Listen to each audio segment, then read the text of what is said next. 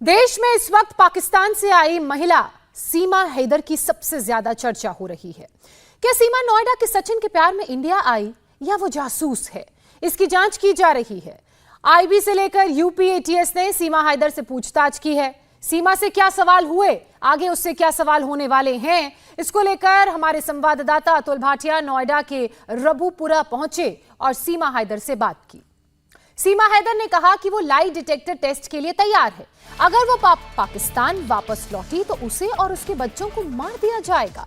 सीमा हैदर ने भी ये माना कि बिना वीजा के इंडिया आना उसकी गलती है। सीमा को सचिन तक पहुंचने में किसने मदद की, कराची से नोएडा तक सीमा कैसे पहुंची, देखिए सीमा हैदर का ये एक्सक्लूसिव इंटरव्यू।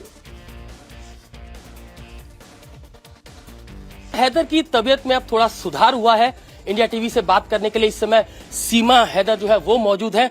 सबसे पहले सीमा, तबीयत आपकी कैसी है? वीडियो हमने देखा जिसके अंदर आप जो है तबीयत आपकी काफी नासाज लग रही थी। 2 ड्रिप लगी थी सर, वो ग्लूकोज, थोड़ी कमजोरी सी हो गई थी, चक्कर आ रहे थे, टांगों में दर्द सा हो रहा था क्योंकि खड़े हो गए बोल के ना, तो दिमाग खुश्क सा हो गया, चक्कर से आ रहे थे सर। अब ठीक हूँ, अब ठीक है तबीयत आप? अब थोड़ी बहुत सही है। सचिन कहाँ है? सचिन नहीं दिख रहे हैं यहाँ पर। उनकी तबीयत सही नहीं है सर, हॉस्पिटल दवाई लेने गए, आ रहे होंगे, अभी आते होंगे, आ रहे होंगे। सीमा, सचिन से और आपसे एटीएस ने, इसके अलावा आईबी ने लंबी पूछताछ की, कई सवाल आपके ऊपर दागे, 3 दिन तक लंबी पूछताछ आपसे की गई। क्या आपको लगता है कि जिस तरीके से कई सवाल आपसे पूछे गए, ये तक कहा गया कि आपके चाचा जो है वो पुलिस आर्मी के अंदर है, सीनियर पोस्ट पे, आपके भाई जो है वो भी आर्मी के अंदर रहे हैं, इसको लेकर आप क्या कहेंगे? इसको लेकर आपकी सफाई?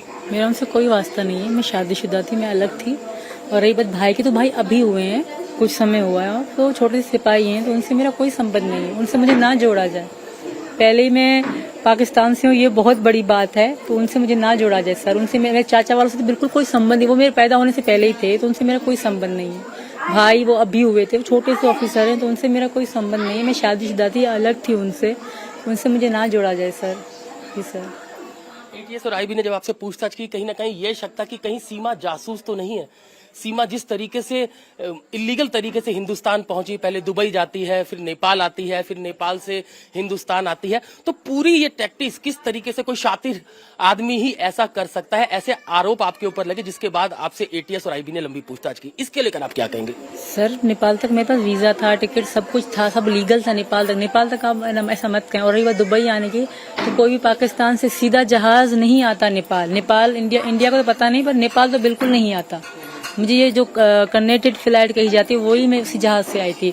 वहां से यहाँ से भी जहाज में बैठी गई, एक जहाज उतर के दूसरे जहाज बैठ के हम यहाँ तक आए, नेपाल तक आए। हाँ, इंडिया आने के लिए मैं मानती हूँ, मैं सचिन की पत्नी भी हूँ, इस बात का भी दावा करती हूँ। मैं अपने पति के पास आ रही हूँ, पर गलती मैंने करी। अगर मुझे इंडिया का वीजा मिलता तो शायद ये सब ना होता। जी सर। इतना पैसा आपके पास कहाँ से आया कि आप पाकिस्तान से पहले दुबई जाती हैं, फिर दुबई से नेपाल आती हैं, फिर नेपाल से हिंदुस्तान पहुंचती हैं? फिर इतना पैसा, मेरा घर बेचा था, मेरा छोटा सा घर था, मैंने वो बेचा था। इसके अलावा यहाँ जब इंडिया में आई तो सचिन ने, पहले पर नेपाल के किराए में पैसे कम पड़ गए थे, तो सचिन ने फोन पे करे थे। वहाँ उनकी कोई यहाँ भी है, वो लोग रहते हैं, उनको फोन पे करे, कुछ पैसे 9,000, सिर्फ मेरे 9,000 ही बचे थे, खत्म हो गए थे। कितने पैसे नहीं थे मेरे पास नेपाल तक, यहाँ तक आते हुए। तो खाने के लिए भी सचिन ने फोन पे करे होटल वाले को, और जब नेपाल से यहाँ तक आधा किराया कम होगा वो फोन पे सचिन ने करे थे। इतने पैसे नहीं थे मेरे पास, मैं गरीब घर से हूँ। मेरे पास 12 लाख थे, जो ये कागज बनवाने में, यहाँ तक आने में, वो 12 लाख ही खर्च करे मैंने। जी सर। जिस बस में आप नेपाल से हिंदुस्तान आई, हमने उसके वो टिकट्स देखे या जिसमें आपका नाम लिखा है, उसमें आपका नाम लिखा हुआ है सीमा मीरा ठाकुर, और आपके बच्चों के नाम भी हिंदू नाम रखे हुए हैं। तो ये आपने क्या सोचकर किया कि अपना नाम चेंज करना है, बच्चों का नाम चेंज करना है?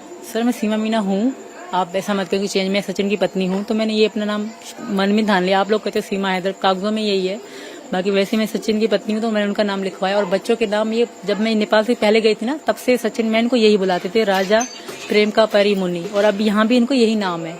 जी सर। हिंदू धर्म में जब से मेरा शौक तो पिछले साल से था, हिंदू धर्म मुझे पसंद था, तो जब बिल्कुल ही मैं सचिन ने शादी करी तो बिल्कुल ही मैं आ गई, तो बच्चों के नाम भी तब्दील कर दिए सर, और यही मैं नाम वहाँ भी लिखवाए थे सर। जी सर।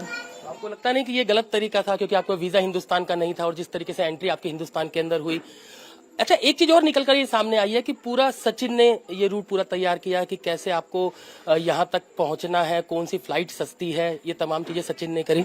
नहीं, सचिन को तो फ्लाइट्स का पता ही नहीं है। हम लोग वहाँ एक ऐप होता है, मुझे उस ऐप का नाम ना अभी याद नहीं है, पर उसमें टिकट्स वगैरह बुकिंग वगैरह सब बता होती है। ऑनलाइन बुकिंग की तरह होता है वो नाम उसका। तो हम उसमें सर्च मारा करते कौन सी टिकट कितने की है। पर तब तो वो मतलब जो लो थी, हाई थी, मीडियम, इस तरह आती थी 3 तरह की टिकट। तो हम जो सस्ती वाले वो देखते थे, हम मिलके देखते थे सर। इसमें सिर्फ सचिन का नहीं है। हमने जो भी करी तैयारी यूट्यूब से हेल्प ज्यादा ली। यूट्यूब से पता कर क्या होता है क्या नहीं। एयरपोर्ट का मैं नहीं था, यूट्यूब से पूछा। मुझे एयरपोर्ट का पता नहीं था कि कहाँ कौन सी चेकिंग होती है, बैग कैसे रखे जाते हैं। इससे ज्यादा हमने यूट्यूब से हेल्प ली थी। हमने साथ मिलके करा था, सिर्फ सचिन ने नहीं सर, हमने साथ मिलके करा था जी। दायरा भी जांच का बढ़ सकता है। एटीएस आपसे पूछताछ कर चुकी है, आईबी कर चुकी है, आगे और भी एजेंसियां आपसे पूछताछ कर सकती हैं। लाई डिटेक्टर टेस्ट होने की बात आपके की जा रही है, क्या आप तैयार हैं इन बातों के लिए, इन चीजों के लिए? जैसे मुझे कानून कहेगा मैं वैसे करूंगी। जो भी टेस्ट करेंगे मैं तैयार हूँ, बिल्कुल तैयार हूँ जी सर। वकील आपने किया है, राष्ट्रपति के पास आपने याचिका लगाई है कि आपको हिंदुस्तान रहने दिया जाए।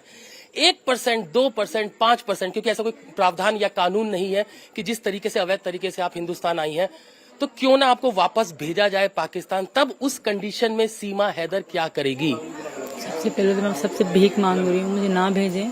अगर भेजा गया तो एक जुल्म होगा, जैसे यहाँ कहते हैं क्राइम होगा। मुझे तो मार देंगे, मेरे बच्चों को भी मार देंगे सर। हमारी जिंदगी नरक से बदतर हो जाएगी मेरी बेटियों की। तब का सोचते ही मुझे डर लगता है सर। जो होगा देखा जाएगा। कहा तो ये भी जा रहा है कि सीमा हैदर जो है वो वर्ल्ड कप देखने आई है, और वर्ल्ड कप देखने के बाद क्योंकि सचिन तेंदुलकर की बहुत बड़ी फैन है, इसलिए वो सचिन से मिलने यहाँ पर आ गई। ये जो यूट्यूबर है पाकिस्तान में वो कह रहे हो वर्ल्ड कप देखने के बाद वो वापस आ जाएगी। वो एक बकवास यूट्यूबर है, मतलब वो चैनल चलाने के लिए कर रहा है। वर्ल्ड का मुझे मैच का इतना शौक नहीं, फिर अगर शौक देखती हूँ ना तो विराट कोहली मेरा बहुत फेवरेट है। उनके छक्के लगाना, विराट कोहली की शक्ल, मतलब विराट कोहली हम पाकिस्तान में आधा ज्यादा अवाम है जो विराट कोहली को बहुत पसंद करते हैं, और आधा लोग कोसते भी हैं कि उसी के कारण पाकिस्तान हारता ज्यादा है। विराट कोहली मेरा फेवरेट है, सचिन। जो वीडियोस और आप वीडियोस आप यूट्यूब पे डालते हैं, इंस्टाग्राम पे डाल रहे हैं, वो बहुत लोग देख रहे हैं, तो आपको लगता है कि उससे भी कुछ इनकम आपकी शुरू हो जाएगी? अब अभी तो कुछ नहीं, अभी मैं नहीं चला रही, मैंने पब्लिक कर दिया था अकाउंट, अब नहीं चला रही सर। धन्यवाद। सीमा हैदर को आपने सुना, वो पाकिस्तान नहीं जाना चाहती है। वो कहती है कि वो सचिन मीना की पत्नी है, इसीलिए सचिन के प्यार में, उसके इश्क में वो हिंदुस्तान पहुंची है। वो यहीं रहना चाहती है, और जिसके चलते ही उसने सुप्रीम कोर्ट में याचिका लगाई है कि उसे हिंदुस्तान रहने दिया जाए।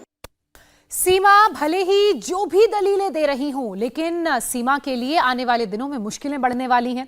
दरअसल सीमा ने जिस कॉन्फिडेंस से पूछताछ में जवाब दिए, उससे जांच एजेंसियों का शक और गहरा होता जा रहा है। क्या सीमा पाकिस्तान की जासूस है? क्या आईएसआई ने सीमा को इंडिया में किसी स्पेशल मिशन के तहत भेजा है? क्या सीमा को इंडिया की सिटीजनशिप मिलने का कोई चांस है? समझिए हमारी इस रिपोर्ट में।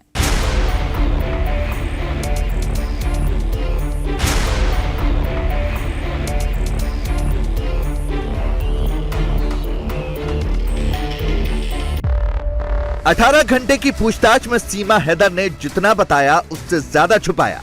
सीमा हैदर से एटीएस, आईबी और रॉ के जिन अफसरों ने पूछताछ की, उसका कॉन्फिडेंस और हाजिर जवाबी देखकर वो भी दंग रह गए। एटीएस के सूत्रों के मुताबिक ऐसी पूछताछ में सामने वाले के पसीने छूट जाते हैं, लेकिन सीमा हैदर ना तो किसी सवाल से घबराई और ना ही लड़खड़ाई। यहीं से इस शक को बल मिला कि सीमा हैदर के पीछे कोई और है, सचिन तो सिर्फ एक चेहरा है। अब नेपाल से नोएडा तक एजेंसियों को उसी अज्ञात चेहरे की तलाश है, लेकिन 3 दिन की पूछताछ में जब सीमा हैदर से भारत आने का मकसद जानने की कोशिश की गई, उसने सिर्फ एक ही जवाब दिया। वो नोएडा सचिन के प्यार की खातिर गैर कानूनी तरीके से यहाँ आई है।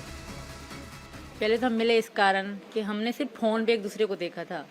ये कहता है मैं ऐसा हूँ, मैं कहती मैं ऐसे कि मिले एक दूसरे को। अगर हम ऐसा हो ना कि हमसे पसंद भी ना आए, और मैं हमेशा अगर डिसीजन करके घर बार बेच के आ जाऊँ और हम एक दूसरे को पसंद भी ना आए, कुछ ऐसा वैसा हो जाए, 4 दिन की चांदनी हो शायद, तो हमने मिलने का डिसीजन लिया। बच्चे मैंने वहीं छोड़े चाची के पास, उनको कहा मैं लाहौर जा रही हूँ घूमने भी 7 दिनों के, क्योंकि लाहौर का रास्ता 2 दिनों का है। 4 दिन रास्ते के, 3 दिन मैंने घूमने के बता दिए, क्योंकि जहाज़ में तो मैं 4 घंटों में पहुँच गई थी। तो हम मिले मुझे बहुत अच्छे लगे। पता नहीं, मैं इनको लगी कि ना मुझे बहुत ज़्यादा अच्छे लगे, बहुत स्वीट थे। तब अब पता तो हमारी वहीं हो गई। तो उसके बाद क्या हुआ फिर? आप लोगों ने इंडिया कैसे पहुंचे? मैं वापस चली गई, शादी वादी हमने करी। मैंने इनको प्रेशर कर, मुझसे शादी कर ले, अब कुछ भी हो जाए। मैं ना रह पाऊँ इनके बगैर। फिर हमने वहीं शादी कर ली। शादी करने के बाद हम साथ रहे। जब मैं आई तो ये भी रोई थोड़ा, मैं भी बहुत रोई। फिर हम अलग हो गए, मजबूरी थी, बच्चे पीछे अकेले हैं। तो मैंने शायद मैं 2 बार इनको कहा भी कि मैं नहीं जा रही, बस उनके बच्चे मेरी बहन संभाल लेगी। तो इन्होंने कहा नहीं, वापस जाओ, तुम्हारे छोटे बच्चे हैं, वो तुम्हारा इंतजार कर रहे होंगे। छोटी मुन्नी मेरी बहुत छोटी है। इंटरोगेशन के दौरान सीमा हैदर की एक और हरकत ने एजेंसियों के कान खड़े कर दिए। सीमा हैदर जिस सवाल का जवाब नहीं देना चाहती थी, उस पर जोर जोर से रोने लगती थी। थोड़ी देर बाद अगले सवाल पर वो फिर अपने चिर परिचित अंदाज में मुस्कुराकर जवाब देने लगती थी। सबसे हैरानी एजेंसियों को इस बात पर हुई कि सीमा हैदर ने 3 दिन के इंटरोगेशन में एक बार भी आपा नहीं खोया। मेरा नाम सीमा सचिन है। सीमा ठाकुर भी कह सकते हो और ठकरायन भी कह सकते हो। मुझे खुद इच्छा थी साड़ी पहनने की।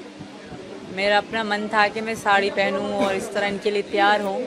जैसे यहाँ औरतें पति के लिए अपनी मांग भरे रखती हैं, तो आई लव दैट। मुझे बहुत अच्छा लगता था ये सब। मैं खुद से कर रही हूँ। बिल्कुल मैं ठकरायन हूँ। और पबजी भी एक तरीके से आप दोनों ने मिलकर लवजी बना दिया, क्यों सचिन जी?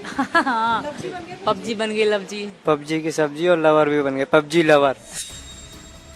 जब सीमा और सचिन को आमने सामने बिठाकर सवाल जवाब किए गए, तो सीमा ने कई बार इस बात पर जोर दिया कि सवाल उससे पूछे जाएं, ना कि सचिन से, क्योंकि उसके भारत आने में सचिन की कोई गलती नहीं है।